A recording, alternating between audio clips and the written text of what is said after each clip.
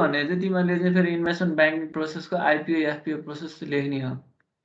यो investment banking process in merger and acquisition भनेर एक च्याप्टर एक लेक्चर मैले थपिदिएको। मर्जर एन्ड एक्विजिसनको रोल चाहिँ के हुन्छ त इन्भेस्टमेन्ट ब्याङ्करको भन्यो भने योभन्दा अगाडि पढाएको कुराहरू लेख्ने हो। अब इन्भेस्टमेन्ट ब्याङ्किङ प्रोसेस चाहिँ भनेर चाहिँ नसोध्न पनि सक्छ। यो ठ्याक्कै यही भनेर चाहिँ राखेको छैन कोर्स अफ स्टडीमा, भयो भने मैले एक लेक्चर थपिदिएको। तिमीहरूलाई इन्भेस्टमेन्ट ब्याङ्किङ प्रोसेस भनेर सोध्यो भने चाहिँ आइपिओ एफपिओ प्रोसेस हो है। त्यो हामीले युनिट 5 मा पढाएको छौँ। त्यो सोधे अब त्यो चाहिँ सोध्न सक्छु।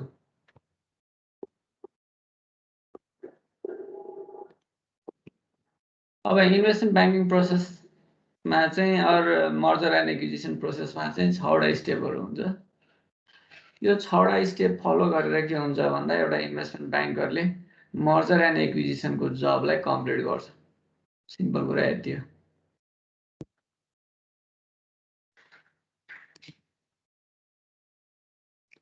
फर्स्टमा छ develop and acquisition exit strategy. Acquisition भने के छ भने बायर साइडको भयो, एक्जिट भनेको सेलर साइडको भयो। दुईटा कम्पनी छ ए र बी, त्यसलाई मर्ज गरेर सी बनाउने या के गर्ने हो हैन। यो ए चाहिँ बी कम्पनी हो भने यो चाहिँ के छ भने बायर साइड हो, यसले एक्विजिसन गर्छ। एक्विजिसन गर्ने भयो। यो यसको एक्जिट स्ट्राटेजी हो। कसरी जाने त, कसरी चाहिँ यसमा मिसिने त भन्ने कुरा हो। यसले चाहिँ के छ भने मर्जर एन्ड एक्विजिसनको क्राइटेरिया, अहिले मर्जर एन्ड एक्विजिसनमा के छ ट्रेन्ड, एप्रोप्रिएट टार्गेट एक्वायरर्सहरू चाहिँ खोज्ने हो। टार्गेट भनेको चाहिँ ए को लागि बी भयो, बी को लागि चाहिँ एक्वायरर्स भनेको ए भयो। त्यो आइडेन्टिफाई गर्ने हो। कुनै कम्पनी समस्यामा गयो भने बल्ल के छ भन्दा मर्जरमा जाने हो हैन। यो बी भन्ने कम्पनी समस्यामा छ, यसलाई चाहिँ के छ भन्दाखेरि चाहिँ कहीँ के छ भन्दाखेरि आफूलाई सेल गर्नुपर्ने छ। यसले इन्भेस्टमेन्ट ब्याङ्करलाई भन्छ। अनि उसले के गर्नु पर्यो भने एप्रोप्रिएट के छ भने एक्वायरर्सहरू खोज्नु पर्यो। कसले किन्न सक्छ त। कुनै ए कम्पनी छ, उसलाई चाहिँ के छ भने कुनै कम्पनीमा चाहिँ मर्ज गराएर के छ भन्दाखेरि चाहिँ अलि आफ्नो साइज बढाउन मन लाग्यो भने त्यो चाहिँ के छ भने त्यसले चाहिँ एप्रोप्रिएट टार्गेट कुन हुनसक्छ भने खोज्ने हो। इन्भेस्टमेन्ट ब्याङ्करले चाहिँ प्रस्पेक्टिभ बायर सेलरहरूलाई मिलाउन खोज्ने प्रक्रिया सुरु गर्ने तरिकालाई चाहिँ हामीले डेभलप एन्ड एक्विजिसन र एक्जिट स्ट्राटेजी भन्छ। सिम्पल कुरा। त्यसपछि कनेक्ट टु द बायर र सेलर। हामीले चाहिँ XYZ जस्तो भनौँ न, ए कम्पनीले चाहिँ बाई गर्न खोजिरहेको छ। अब किन्न सकिने सानसानो कम्पनी XYZ हुन सक्छ। यिनीहरूसँग बसेर के छ भन्दाखेरि चाहिँ कनेक्सन गराइदिने योसँग। अब किन्नेको चाहिँ यस्तो विधि हुँदैन, तर बेच्ने बेला चाहिँ हुन्छ है। जस्तो बी भन्ने कम्पनी समस्यामा छ, यसलाई चाहिँ के छ भने अब कहीँ न कहीँ के छ भने मर्ज हुनुपर्ने छ भने आफूभन्दा ठुलो कम्पनीहरू खोज्नु पर्यो। त्यतिखेर XYZ सँग चाहिँ कनेक्ट गर्ने, डिस्कसन गर्ने, नेगोसिएसन गर्ने कुराहरू हुन्छ है। त्यो कुरा त्यतिखेर चाहिँ अब यहाँ सी सुइट एक्जिक्युटिभ भनेको छ र ओनर के छ corporate development to get through gatekeepers and begin the meaningful conversation with the C-suite executives भनेको chief executives-हरु के chief level को departmental head र अनि chief executive officer और owner भनेको major shareholders-हरु अलि धेरै पर्सेन्ट 5%, 10%, 15% शेयर बोकेर बसेकाहरु को ग्रुपलाई on other side of the के छ भन्दाखेरि डिल गर्नको लागि, यो मर्जर गर्नको लागि दुईटा बायर र सेलरलाई कनेक्ट गराउने। पहिला एक नम्बरमा प्रस्पेक्टिभ बायर सेलर खोज्ने, दोस्रो नम्बरमा के छ भने कनेक्ट गर्ने, डिस्कसन सुरु गर्ने। अब त्यो डिस्कसन पोजिटिभली गयो, अब गरौँ त भन्ने भयो भने अब के छ भने भ्यालुएसन गर्नुपर्छ। टार्गेट कम्पनीको भ्यालुएसन गर्ने हुन्छ। दुईटै कम्पनी बराबर तरिकाले मर्ज हुने हो भने चाहिँ फेरि दुईटै कम्पनीको भ्यालुएसन गर्नुपर्छ। नयाँ फर्म गर्ने भने एउटा बिग कम्पनी छ, अर्को सानो कम्पनी छ र सानो कम्पनीलाई एक्वायर गर्ने हो भने चाहिँ त्यो सानो कम्पनीलाई भ्यालुएसन गरे भइहाल्छ। थियो कन्डक्ट अफ भ्यालुएसन एनालिसिस भनेको। भ्यालुएसन गर्ने तरिका के हुन्छ तल हामी अझै हेर्छौँ है। हाम्रो भ्यालुएसन गर्ने डिफ्रेन्ट फर्महरू हुन्छ। मेनली हामीले चाहिँ 3 स्टेटमेन्ट भन्छ कि एउटा चाहिँ प्रफिट एन्ड लस एकाउन्ट, अर्को चाहिँ ब्यालेन्स सिट, अर्को चाहिँ क्यास फ्लो। यसैलाई नै एनालिसिस गर्ने। तिनीहरूकै आधारमा के छ भने एक्सपेक्टेड क्यास फ्लोहरू निकाल्ने, त्यसलाई डिस्काउन्ट गरेर प्रेजेन्ट भ्यालुमा लिएर आउने, त्यसलाई टर्मिनल भ्यालु निकाल्ने फर्मको, अनि रियल भ्यालु निस्किन्छ। त्यो बाहेक अरू गुडविल छ भने गुडविल पनि क्यालकुलेसन गर्ने, सबै थोक एडजस्टमेन्ट गरेर यसको भ्यालु यति हुन्छ भने टेन्टेटिभली भ्यालु निकाल्नु पऱ्यो। त्यो त्यत्तिकै एडवर्क बेसिसमा त हुँदैन, कुनै न कुनै केसमा मोनिटरी भ्यालुएसन त गर्नु पऱ्यो। त्यसको लागि भ्यालुएसन एनालिसिस गर्नुपर्छ। तेस्रो नम्बरमा गर्ने भनेको भ्यालुएसन एनालिसिस हो। अब भ्यालुएसन के छ भने आफ्नो भ्यालुएसन आफै गर्न सक्छन्।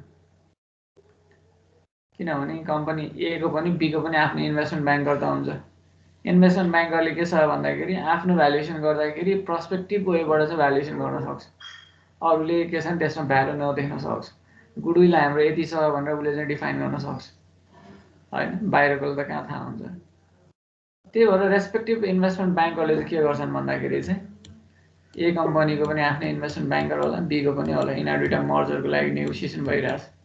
आफ्नो कम्पनी भ्यालुएसन गरेर लिएर आउँछ।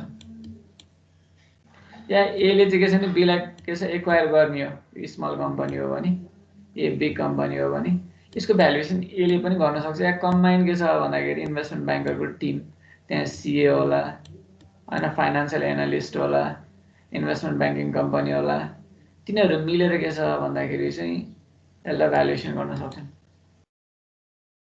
त्यो हो कुरा। त्यसपछि के छ भन्दाखेरि बिगिन नेगोसिएसन। अब यो आफ्नो भ्यालु आउँछ नि त, दुईटालाई थाहा हुन्छ आफ्नो भ्यालु चाहिँ यति यति हो भन्ने कुरा। त्यसपछि कति पर्सेन्टले स्वाप गर्ने त, 40%ले 50%ले, या कसरी किन्ने त, कुन मोडलमा चाहिँ के छ भन्दाखेरि डेलिभर गर्ने त offer, develop and deliver the appropriate offer, कुन मोडलमा जाने त भन्ने कुराको बारेमा चाहिँ के छ भने नेगोसिएसन गर्ने फोर्थमा।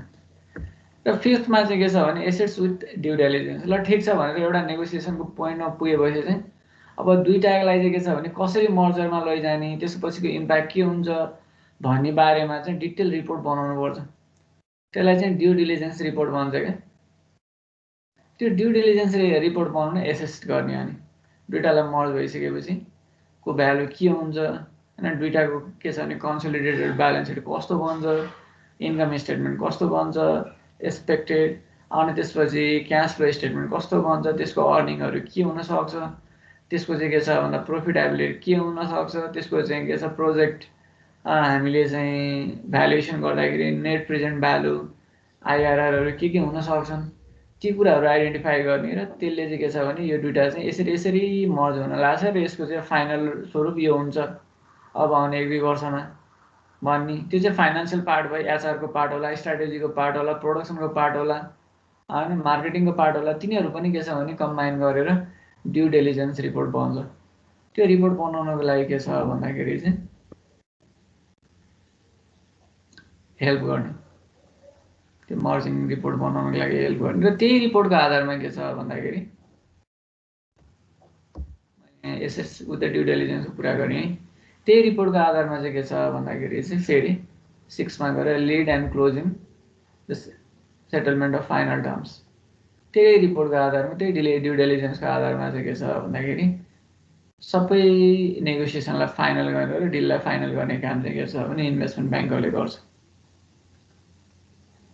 इन्भेस्टमेन्ट ब्याङ्किङ प्रोसेस भनेको यो।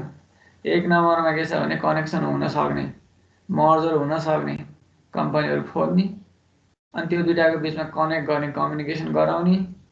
त्यो कुरा पोजिटिभली गयो भने अनि त्यसपछि भ्यालुएसन गर्ने दुईटै कम्पनीलाई। त्यसपछि भ्यालुएसन गरिसकेपछि कसरी चाहिँ गर्ने त, सेयर कसरी दिने त, के ढङ्गबाट गर्ने त भनेर एउटा नेगोसिएसन अगाडि एउटा पोइन्टमा पुग्ने।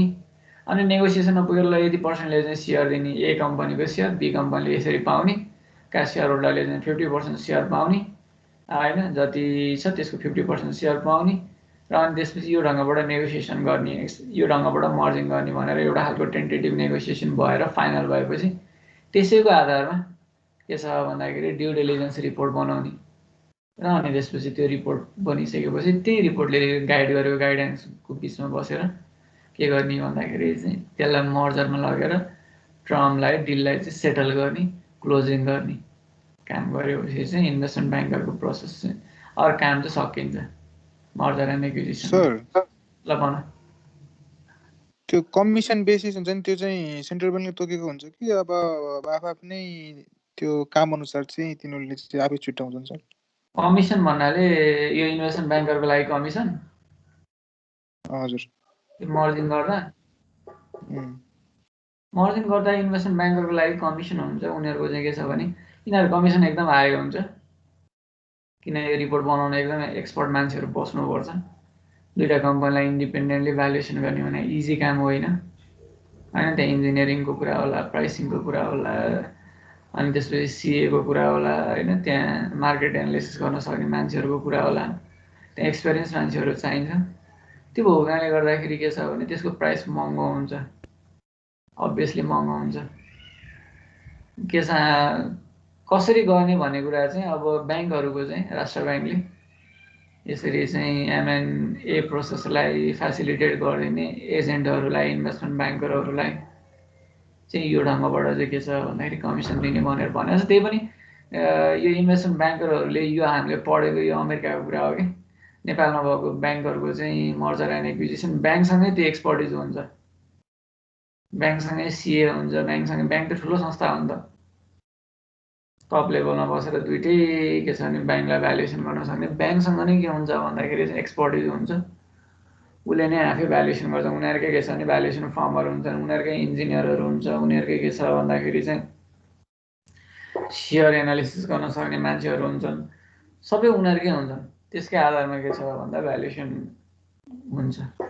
त्यो भएको कारणले गर्दा कहिलेकाहीँ यिनीहरूले यो मर्जिङ एन्ड एक्विजिसन गर्नको लागि छुट्टै कमिटी बनेर त्यो कमिटीले काम गर्ने हो गर्न चाहिँ होइन। त्यो कमिटीको खर्च त हुन्छ नहुने होइन, त्यहाँ खर्च हुन्छ, खर्च राखेको हुन्छ।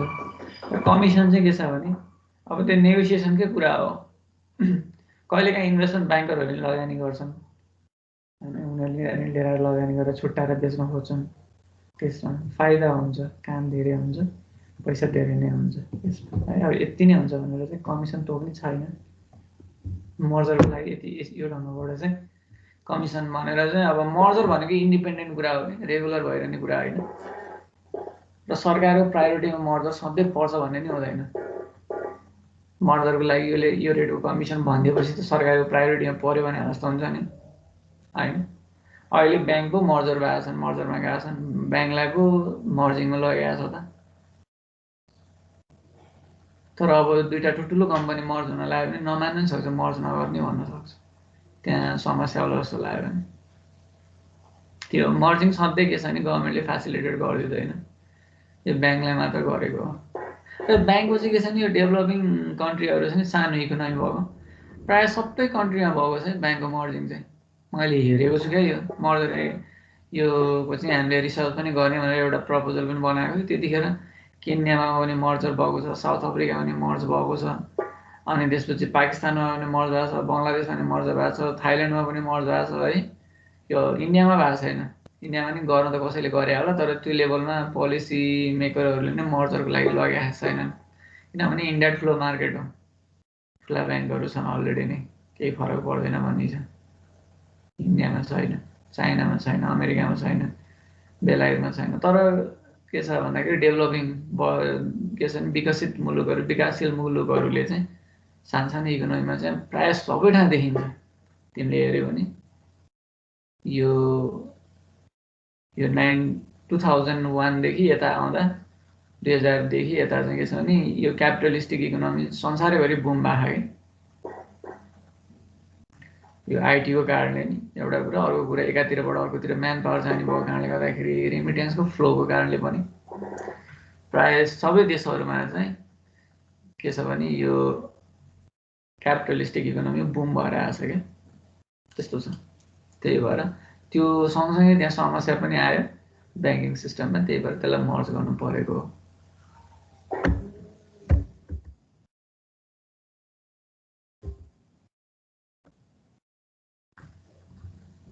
यो इक्जाममा आइहाल्ने कुरा चाहिँ होइन जस्तो लाग्छ मलाई, किन भन्दा यही भनेको चाहिँ छैन है तिमीहरू कोर्स अफ स्टडीमा। Investment banking process in merger and acquisition भनेर भनेको चाहिँ छैन। मैले एक लेक्चर राखेको।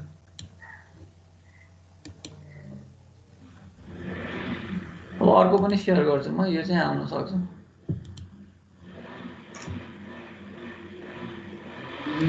के भयो?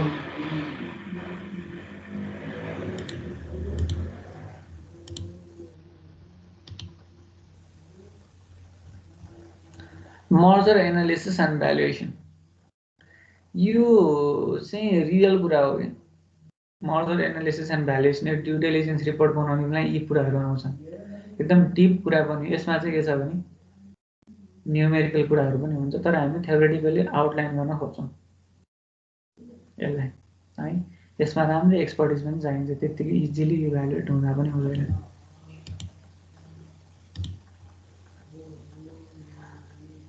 यसलाई चाहिँ हेरौँ, मर्जर एनालिसिस एन्ड भ्यालुएसन, यो चाहिँ इक्जाममा नि आउन सक्छ है। अब यसमा चाहिँ मर्जरको डेफिनेसन राखेको चाहिँ थाहा भयो कुरा।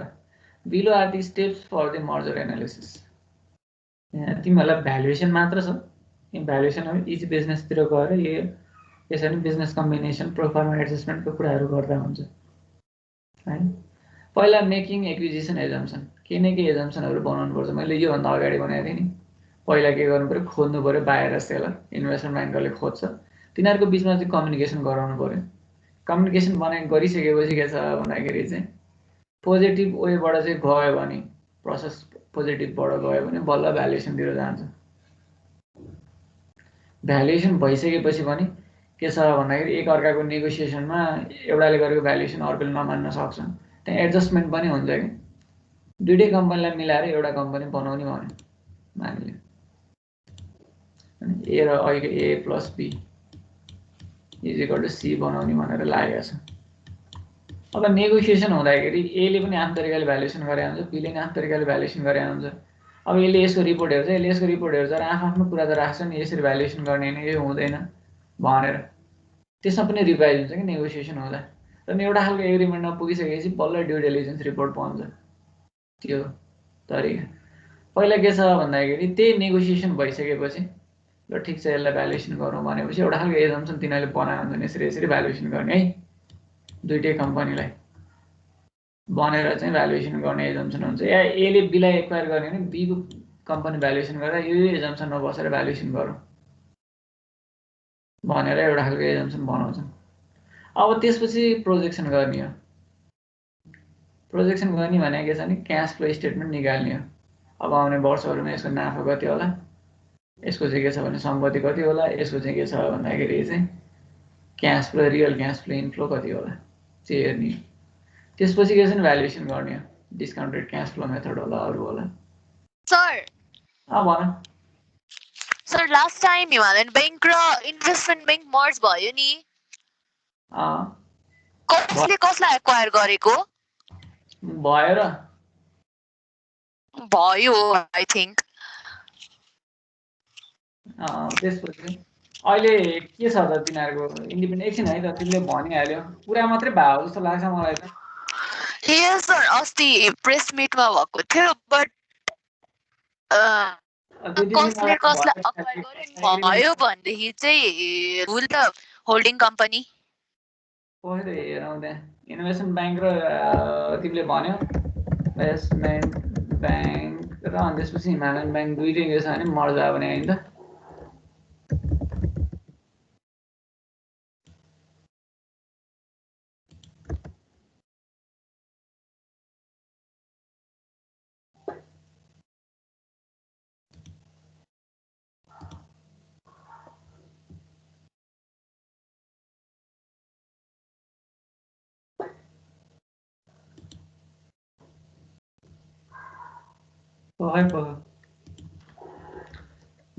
नेप्सेमा जानुपर्छ, नेपाल स्टक एक्सचेन्जमा देखिनुपर्छ नि, त्यतिकै हुन्छ र। एचडिएलआई नि त यिनीहरूले सूचना हुन्छ कि तिमीहरूलाई पनि सेयर गरिदिन्छ। होइन सर, लास्ट प्रेस मिटमा चाहिँ के भनेको थियो भन्दाखेरि इन्भेस्टमेन्ट र हिमालयन मर्ज गर्ने कुरै मात्रै आए पनि will be the holding company कसले कसलाई अक्वायर गरेको भनेर सोधेको कि मैले चाहिँ खै यहाँ फर्मली चाहिँ आइसकेको छैन मैले अहिले ठ्याक्कै के छ नि यहाँ देखाउँछ कि तिम्रो नेपाली स्टक एक्सचेन्जमा चाहिँ तिनीहरूको न्युज सेक्सनमा कर्पोरेट एक्सन सेक्सनमा देखाउनु पर्छ त्यो इन्फर्मेसन आइकन त्यो फर्मल सोर्स हुँदैन इन्फर्मल्ली होला त्यसमा नेपालमा अनेक हुन्छ के छ भन्दाखेरि एकचोटि अब नोबेल ब्याङ्कसँग कुन चाहिँ ब्याङ्क मर्ज गर्ने भनेर चाहिँ विनोद चौधरीहरूको ग्रुपले नै हल्ला चलायो कि अब उनीहरूले चलाए होला भनेर अनि त्यो ब्याङ्कको चाहिँ सेयरको मूल्य बढ्यो अनि त्यो चाहिँ चौधरी ग्रुपले त्यो सेयर होल्ड गरेर बसेर चाहिँ बेच्न पर्यो रहेछ त्यो भएर त्यस्तो गर्यो कि त्यस्तो पनि हुन्छ यो इन्भेस्टमेन्ट ब्याङ्क र हिमालयन ब्याङ्कको मर्जरको कुरा आजदेखि होइन 2 वर्ष 3 वर्ष अगाडिदेखि चलिरहेको होइन पुरा भइरहेछ अब कसलाई के छ के इन्ट्रेस्ट हुन्छ त्यसको आधारमा यो बजारलाई इन्फ्लुएन्स गर्ने तिनीहरूले त्यस्तो गर्छन् अब दुईटा ब्याङ्क मर्ज भयो हिमालयन ब्याङ्क र के छ भन्दाखेरि नेपाल इन्भेस्टमेन्ट ब्याङ्क मर्ज भयो भने त्यतिखेर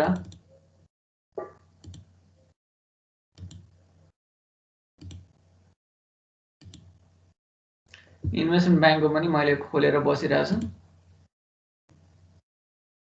हिमालयन यहाँ हेर न हिमालयन ब्याङ्कको यो के छ भने नेप्सेको वेबसाइटमा त केही लेखेको छैन बोनस डिभिडेन्डको कुरा छ न्युजमा पनि केही छैन एडजस्टेड प्राइस छ बुक क्लोजर छ यहाँ मर्ज हुने कुरा त कहीँ छैन मर्ज हुने बित्तिकै मर्जको कुरा आउँछ यो 2017 को हो 2017 को भए पनि आउँछ कि छैन 18 को पनि छ यहाँ 20 को पनि छ एजिएममा हेर्नु नि एजिएमबाट थाहा भइहाल्छ एजिएम त पछि हुने हो नि एजिएम हुने बेलासम्म त कहाँ हुन्छ र प्राइसले त्यसले इम्प्याक्ट गर्ने इन्फर्मेसन त्यहाँ ल्याएर राखिहाल्नुपर्छ अझै अब मेरो लगानीमा एकदम फास्ट हुन्छ यिनीहरूले ढिलो गरे पनि एकचोटि मेरो लगानी नै हेरिदिन्छ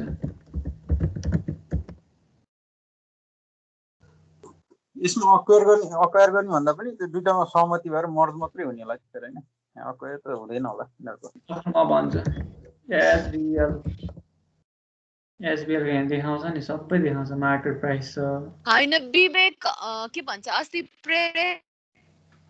प्रेस मिटमा भएको भनेर न्युज आएको हैन त के रे लाइक टु द प्रोसेस भनेर हैन स्ट्रङ कम्पनी र उही कम्पनी छ भने पो एउटालाई किन्ने हो र दुईटै ब्याङ्क भएपछि त मर्ज भइसकेपछि दुईटैको अनि द्याट व्हाट आई मीन के कसले कसलाई अक्वायर गर्यो भनेर अक्वायर हुँदैन गर्यो भन्ने कुरा चाहिँ अब हिमालयन ब्याङ्कले नै हो अब रिपोर्टेड ब्याङ्क हिमालयन ब्याङ्कै हो ठुलो ब्याङ्क पनि हिमालयन ब्याङ्कै हो एक्वायरै गर्ने तरिकाबाट डोमिनेसन चाहिँ हिमालयन ब्याङ्कै हुन्छ होइन इन्भेस्टमेन्ट ब्याङ्कलाई एक्वायर गर्ने बेलामा तर अब त्यो एक्वायर हुने या के छ भने मर्ज हुने भन्ने कुरा यहाँ एक्ज्याक्टली भइसकेको छैन कहीँ आएन इन्फर्मेसन न्युज पनि हेरौँ न्युजमा एसबिएल भन्छ कि एसबिएल हिमालयन ब्याङ्क केही छ र यहाँ हिमालयन ब्याङ्कको नाफामा गिरावट प्रति सेयर आम्दानी घट्यो Himalayan bank SAT uniform card सेवाको सुरुवात प्रेस मिटिङ मात्रै भएको छ न्युज अरु त्यो मिटले भएको छैन के सर त्यो चाहिँ के छ भने नेपालमा अनेक हुन्छ कि एउटाले एउटाको सेयरमा इन्फ्लुएन्स गर्नुपर्ने हुन्छ कसलाई के हुन्छ एउटाले एउटा हल्ला चलाउँछ फर्मल्ली नानी इन्फर्मल्ली पनि हुन्छ के छ नि इन्फर्मेसन पनि काम त गर्छ होइन त्यसरी चाहिँ एकदमै झ्वाटै आएको इन्फर्मेसन चाहिँ त्यो कुनै उद्देश्यले आयो कि भनेर पनि हेर्नुपर्छ कि त्यही भएर त्यो त सन्देश भइसकेको हैन मिटमा चाहिँ गर्ने भनेर जस्ट भनिसकेको हैन भन्न चाहिँ नभए पनि अगाडिदेखि नै छ कि यो छलफल चाहिँ 2 वर्ष अगाडिदेखि नै राष्ट्र ब्याङ्कले तिमीहरू दुईजना मर्न जाँदा हुन्छ जाऊ भनेर आछन् के त्यही पनि के छ भने मर्जिङमा जाँदाखेरि धेरै कुराहरू हुन्छन् ठुलो ब्याङ्क छ होइन अब मर्जमा गइसकेपछि कुन ब्याङ्कलाई डोमिनेट गर्ने इन्डिपेन्डेन्टली चलिरहेको हुन्छ त्यहाँ म्यानेजरहरू हुन्छन् त्यहाँ के छ भन्दाखेरि डोमिनेट गर्ने सेयर होल्डरहरू हुन्छन् होइन सेयर होल्डरको डोमिनेसनमा त्यो ब्याङ्क चलिरहेको हुन्छ सिइओकै कुरा हुन्छ कुन ब्याङ्कको सिइओ भन्ने त एउटा सिइओ त आउटगोइङ हुनु पर्यो हट्नु पर्यो दुइटैले गम पैसा खाएर बसिरह दुईटा सिइओ राख्न पनि मिलेन त्यो कुराहरू हुन्छ अब मर्जरमा गयो भने नगएको पनि होइन एनआइसी एसिया ब्याङ्क भनेर एनआइसी र एसिया ब्याङ्क दुईटा मर्ज भएको होइन, ठुल्ठुला ब्याङ्कहरू पनि मर्ज भएको छन्। लुम्बिनी ब्याङ्क र के छ भन्दाखेरि चाहिँ ब्याङ्क अफ काठमाडौँ मर्ज भएको, त्यो दुईटा ब्याङ्क ठुल्ठुलो ब्याङ्क त्यतिखेर के छ भने तिनीहरूको नामै ब्याङ्क अफ काठमाडौँ लुम्बिनी राखेको थियो, पछि ब्याङ्क अफ काठमाडौँ मात्रै भयो, पछि चेन्ज गरेर लुम्बिनी हटाइयो, त्यो हो होइन। त्यो हुन्छ, त्यो कुराहरू हुन्छन्। अब तिमीले सोधेको कुरा चाहिँ कुन चाहिँ होला त भन्ने कुरामा चाहिँ हिमालयन ब्याङ्कले अभियसली डोमिनेट गर्छ। ऊ सानै भए पनि उसको चाहिँ के छ भने हिमालयन ब्याङ्कको आफ्नै खालको के छ भने रिपुटेसन छ। अब अहिले यो 200 करोडबाट 800 करोड बनाउने बेलामा standard chartered bank, Nobel bank, Himalayan bank यिनीहरूले के छ भने कसैलाई पनि मर्ज नगरिकन आफ्नै क्यापासिटीमा सेयर होल्डरले आफै पैसा थपेर आफ्नै भएको नाफाले के छन् भन्दा त्यो टार्गेट पुँजी पुरा हो क्या यिनीहरूले चाहिँ त्यसरी पुऱ्याएको हो क्या, अरूलाई पनि मर्जै नगरिकन आफैले मात्र। एउटा कुरा अर्को यिनीहरूको के छ भन्दाखेरि जस्तो यिनीहरूले एउटा ब्रान्च खोल्न पनि यिनीहरू एकदमै कस्ट एकदम हाई आउँछ क्या। जस्तो नोबेल ब्याङ्कको, हिमालयन ब्याङ्कको, स्ट्यान्डर्ड चार्टर्ड ब्याङ्कको के छ स्यालेरी पनि एकदम हाई छ स्टाफको। तिम्रो एनआइसिआइसिआई ब्याङ्कले के गरेको छ हरेक ठाउँमा चोकचोकमा के छ भने खोल्दै हिँडेको छ, चोकचोकमा ब्रान्च खोल्दै हिँडेको छ। तिनीहरूले त्यो ब्रान्च खोल्दाखेरि अब स्यालेरी जुन लेभलमा दिइरहेछन्, एकजना ब्रान्च म्यानेजर राख्यो, 2जना टेलर सेलर राख्यो, 4-5जनाको टिममा खोलिदिइहाल्ने। तिनीहरूको स्यालेरी पनि मिडियमै राख्ने, अफिसर लेभलमा काम गर्न सक्नेलाई ब्रान्च म्यानेजर बनाउने गरिरहेछन् तिनीहरूले होइन। अब यिनीहरूले के छ ब्रान्च खोल्यो भने यिनीहरूको एउटा स्ट्यान्डर्ड लेभलमा ब्रान्च खोल्नुपर्ने हुन्छ होइन, यिनीहरूको एउटा टार्गेट पुऱ्याउनु पर्ने हुन्छ त्यहाँ, किनभने 10-15जना कर्मचारी हुन्छन्। त्यो ब्रान्चको त्यो पुरै सिस्टम पुऱ्याउनको लागि यिनीहरूको लागि के छ भने ओभरहेड कस्ट पनि हाई हुन्छ। त्यो भएको कारणले गर्दाखेरि के छ भने यो ठुल्ठुलो ब्याङ्कहरू यिनीहरू एउटा स्ट्यान्डर्डमा चलेको ब्याङ्कहरूमा चाहिँ अरूलाई लिएर मर्ज गर्दाखेरि नि वेटै हुँदैन कि। जस्तो भनौँ न तिम्रो सामान्य अफिसर लेभलमा जागिर खानेहरूको 25,000 सनराइज ब्याङ्कमा छ भने स्यालेरी छ, 25,000 30,000 स्यालेरी छ भने यिनीहरूको के छ 80,000 90,000 छ। त्यहाँ मर्ज हुँदाखेरि के हुन्छ त, त्यो दुईटाको स्टाफको लेभल मिल्छ त मिल्दैन नि। ती सबै कुराहरू हुन्छन्। त्यो आधारमा चाहिँ हिमालयन ब्याङ्कको स्टाफको स्यालेरी पनि हाई छ, यिनीहरूको सिस्टम पनि स्ट्यान्डर्ड छ, यिनीहरू पुरानो ब्याङ्क पनि भयो होइन। हिमालयन संसद जबरा के छ त्यो भएको कारणले गर्दाखेरि हिमालयन ब्याङ्कले नै डोमिनेट गर्नु अभियसली हुन्छ, त्यस्तो हुन्छ क्या। त्यो कुरा डोमिनेट चाहिँ उनीहरूले गर्छन्। त्यो केही छ, मैले फेरि त्यसलाई उ गरेँ, डिस्कार्ड गरेँ।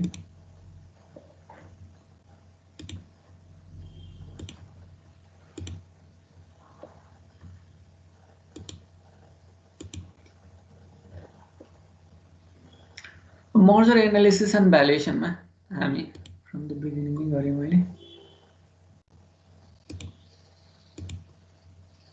फर्स्टमा मेकिङ एक्विजिसन एजम्सन। अब यसमा दुईवटा कुरा हुन्छ कि क्यास दिएर के छ भन्दाखेरि भएको सेयर होल्डरलाई निकालिदिने कि जुन चाहिँ एक्वायर हुन खोजिरहेछ नि, जुन चाहिँ सेल हुन खोजिरहेछन् तिनीहरूलाई निकालिदिने कि तिनीहरूलाई नयाँ सेयर दिने, दुईवटा तरिकाबाट पे गर्ने हुन्छ कि। यदि स्टकको भ्यालु अन्डर भ्यालुड छ भने त्यतिखेर के छ भने क्यास लिन खोज्छन् उनीहरूले। यदि के छ भन्दा स्टक ओभर भ्यालुड छ भने स्टक लिन खोज्छन् कि, त्यो हुन्छ दुईटैतिरको त्यो हुन्छ कि, त्यसले चाहिँ फाइदा हुन्छ। अन्डर भ्यालुड छ भने अब अन्डर भ्यालुड स्टकको भन्दा बरु के छ भने अहिले यसलाई भ्यालुएसन गर्ने, यसमा भएको क्यासको आधारमा लिउँ भन्ने हुन्छ। ओभर भ्यालु छ भने स्टकै लिउँ भन्ने हुन्छ। त्यो हो। यसमा हामीले की एजम्सनहरू के बनाउँछौँ भने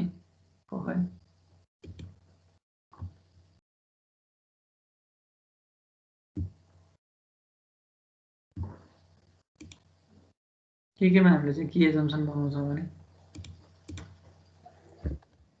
purchase price of the target, कति पर्चेस प्राइस बनाउनु त एउटा टेन्टेटिभ भने, number of new shares to be issue to the target कति बनाउनु त एज अ कन्सिडरेसन, त्यसको एजम्सन बनाउने। Value of cash to be paid, यदि के छ भने सेयर दिने भए कति दिने, पैसा दिने भए कति दिने, एउटा खालको एजम्सन बनाएर भ्यालुएसन गर्नुपर्छ। अनि त्यसपछि के छ भन्दा त्यो कम्बाइन गर्दाखेरि सिनर्जेटिक इफेक्ट के क्रिएट हुन्छ, कस्ट सेभिङ कहाँ हुन्छ, के फाइदा हुन्छ, कति के छ भन्दाखेरि मार्केट सेयर कब्जा गर्न सकिन्छ, त्यो होला।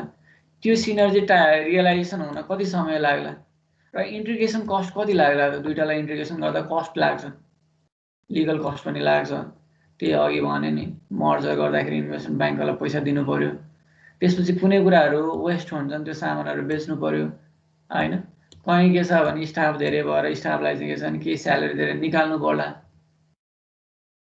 त्यो इन्टिग्रेसन कस्टहरू लाग्छ कति लाग्छ त त्यसको एउटा टेन्टेटिभ के छ भने एजम्सनहरू आइडेन्टिफाई गर्ने हो तल भ्यालुएसन गरेपछि मात्रै यो फाइनल हुन्छ हैन अब adjustment to the financial mostly accounting related कसरी गर्ने अनि त्यसपछि के छ भने फाइनान्शियल प्रोजेक्सनहरू कसरी गर्ने भन्ने कुराको एउटा के छ भने एजम्सन बनाउनु पर्यो फर्स्टमा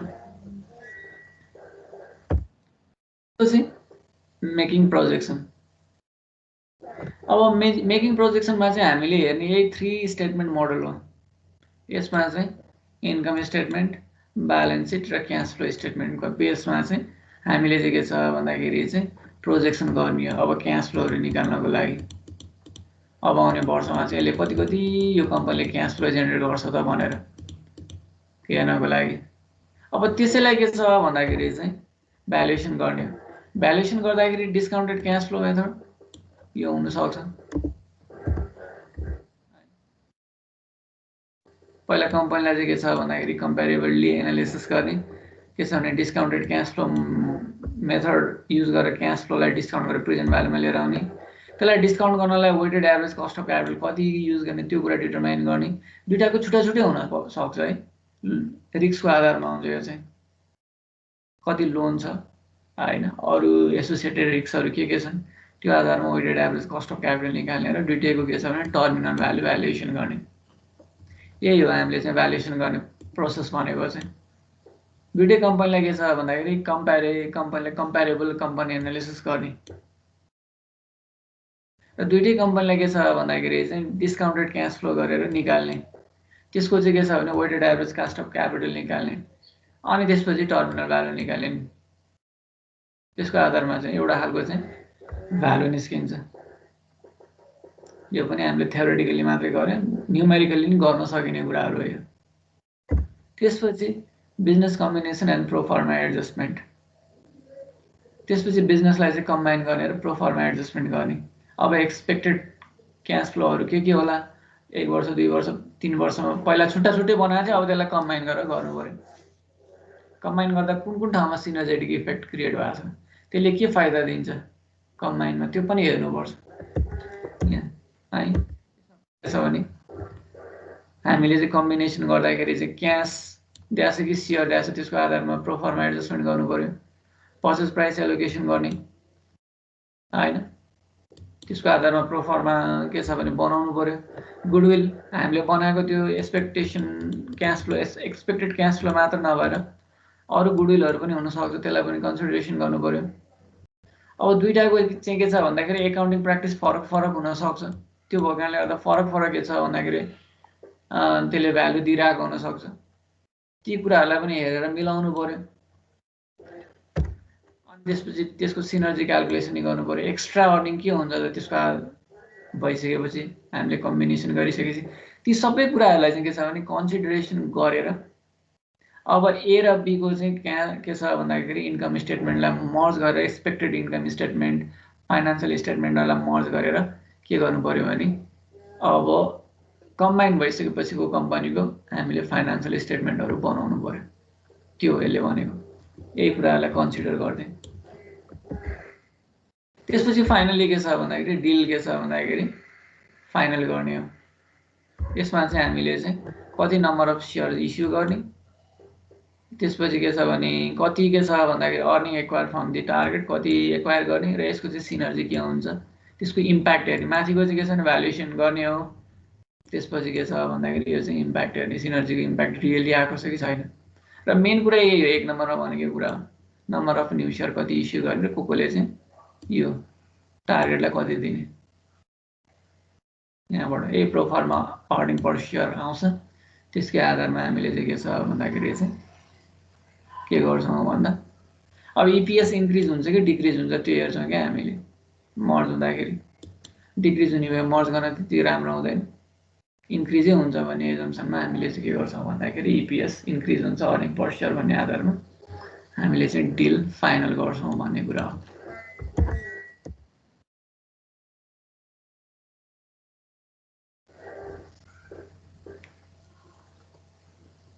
छ कि अरू केही सोध्नुपर्ने छ?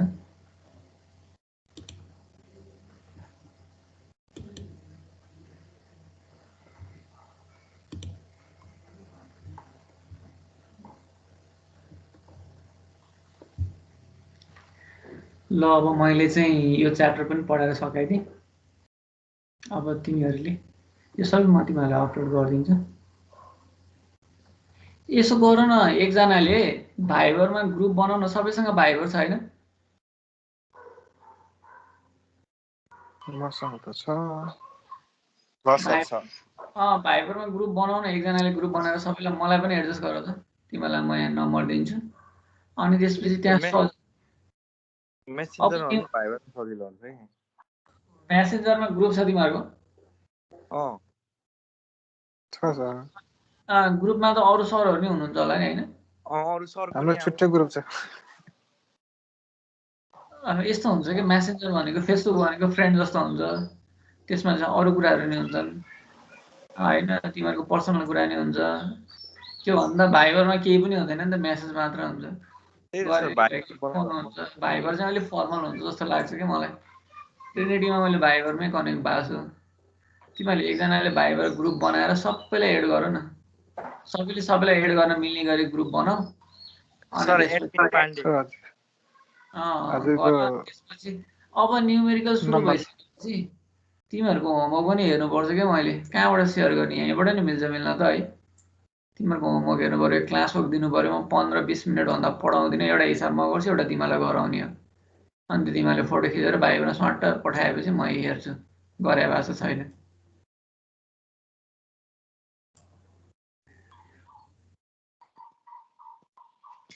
हुन्छ सर, भाइबरमै बनाउँदा हुन्छ। विवेकबाट ग्रुपमा एड गर्दै। विवेक भाइबर छ कि नै? कसको सर? तिम्रो? मेरो? छ सर, मेरो किन नहुनु? ट्रिनिटी बीबीएस कर्पोरेट फाइनान्स 2000 त्यसपछि 78 भनेर एउटा ग्रुप बनाऊ त। यहाँ फेरि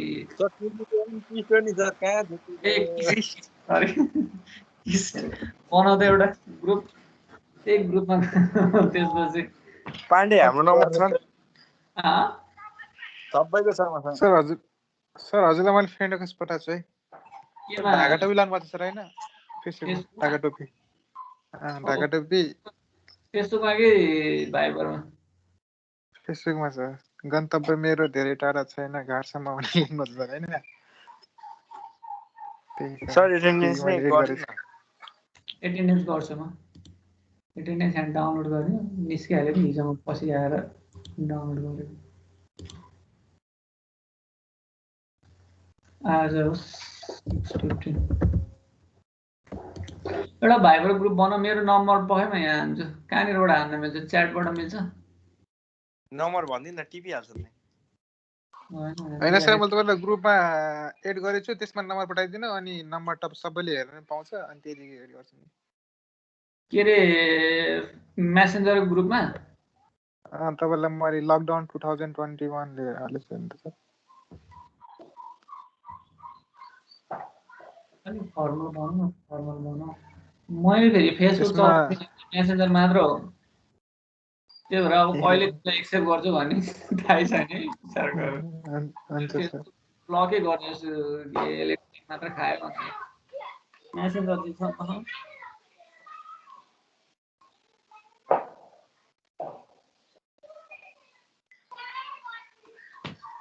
मलाई नम्बर भन्नु न सर, यो ग्रुपमा हालिदिन्छु। सुभाष सरको नम्बर हो।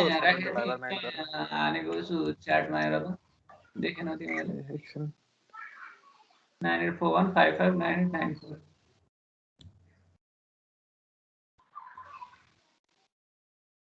पखै आ होला नि त यहाँ। 2 4 6 जना मात्रै खान्छ हौ। गाडी गर्दा नि च्याटमा पठाउनु छ सर तपाईले? 12 जना छन्। विक्रमले नम्बर चेन्ज गरेको हो र? होइन 980 त्यही छ त लात हान्छ अहिले आयो भाइबाट मेसेज भाइबाट मेसेज आयो भइसक्यो है मलाई पनि एड गर भयो मलाई नि गर त पाण्डे 94 किन मैले फेरि च्याटमा सरलाई चाहिँ एड गर्न बिर्से लाउने गर्छु गर्यो ल पाण्डे बनाएर एड गर त मलाई नि ओइ सबको ग्रुप बनाउनु पर्ने क्या यसरी सब सब्जेक्टको सर छ यसरी भाइ हुन सजिलो हुन्छ कि आज जोस चल्यो कहाँदेखि हिजो अनलाइन क्लास आएन आज जोस आयो हिजो हिजो अस्ति त्यस्तै अब आउने हप्ताबाट हामी न्युमेरिकल सुरु गर्छौँ हजुर सर अब न्युमेरिकलमा चाहिँ म भिडियो रेकर्ड गरेर के छ युट्युबमा नि अपलोड गरिसकेको छ एउटा युनिटको तिमीलाई त्यही नै युट्युबमै युट्युबमा अपलोड गर्दैछ तिमीलाई कन्फ्युज भने फेरि हेर्न मिल्छ सर नाम भन्नु त म सब्स्क्राइब गरिदिन्छु ल आयो unknown added YouTube KIST corporate ठिक छ आइसक्यो एक्सेप्ट पनि गरिहाल्छ पाण्डे एड गर्यो किस्ट कर्पोरेट -17 एकदम ठिक छ ल अनिल अङ्कित अञ्जली विक्रम अब सबैलाई एड गर्दै जाऊ न निलोफा भनेको सर झुक्नु भयो क्या आफ्नै क्लासको स्टुडेन्ट नै हो सर नामै खतरा छ त निलोफा राम्रो छ यसको मिनिङ के हो सर निलोफाको निलो छ भने त होला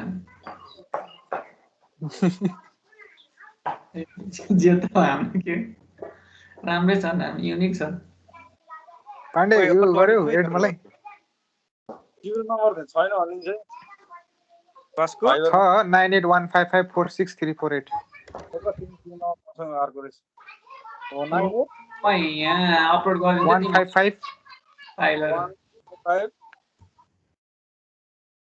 46348 46348 मैले यहीँ राखेँ रञ्जना हजुर आयो पाण्डे आयो सबैलाई सरको सबै आयो सर सर आयो यसरी राखिदिएपछि त सजिलो भयो नि एकदम अब नयाँ आउनेले देख्दैन नै फेरि त्यो नयाँ आउनेले देख्दैन नै तल जान्छ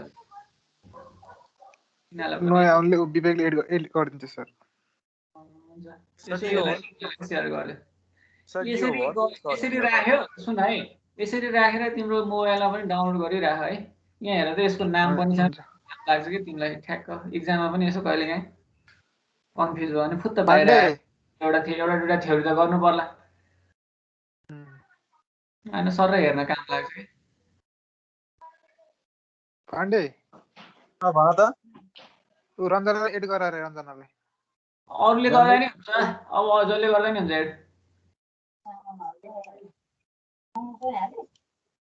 जसले गरे नि हुन्छ कि अब ड्याङ गर्दैछु म यहाँ मसँग नभएको नम्बर जसले गर्दा नि हुन्छ फेरि तिम्रो क्लासभन्दा बाहिरकोलाई चाहिँ नगर अब म यहाँ भिडियो पनि यहीँ गरिदिन्छु कि मैले भिडियो नै टक्क लाएर तिमीहरूको ग्रुप भिडियो पनि यहीँ सेयर गरिदिन्छु यहीँ हेर्दा नि हुन्छ ल सर आजलाई क्लास सक्यो आजलाई चाहिँ यति नै गरौँ